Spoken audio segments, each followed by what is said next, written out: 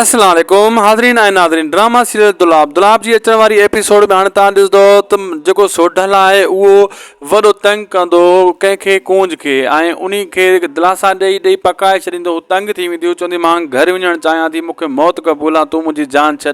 लेकिन सोढल उन खे न छॾींदो। सोढल वरी दिलि में हिकिड़ी सोच रखी वेठो आहे त मां इन खां जेको आहे फ़ाइदो खणंदुसि। उन जी शइ में हिकु अनमोल शइ हथ अची चुकी आहे हथ में। ऐं दोस्तो ॿियो ॿुधाईंदो हलां तव्हांखे, अहिड़ो मंसूर ख़ान बि परेशान आहे। उहो बि पंहिंजे शैदान जे ज़रिए ॻोल्हींदो रहंदो, लेकिन मंसूर ख़ान जा जेका शैदाई आहिनि उहे जेको आहे रहज़न वारनि सां विढ़ण जी कोशिशि करे रहिया आहिनि ऐं कंदा बि सही अॻिते बि, ऐं उन्हनि खे मंसूर ख़ान रोके वठंदो।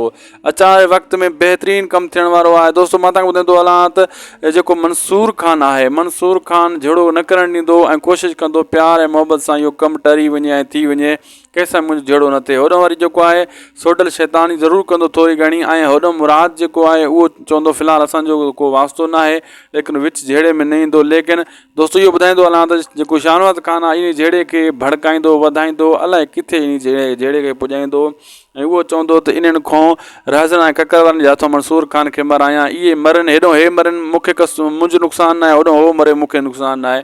ऐं उहो पुलिस सां बि मिलियल आहे, तव्हांखे ख़बर आहे। लाइक सब्सक्राइब शेयर कंदा। अल्लाह हाफ़िज़।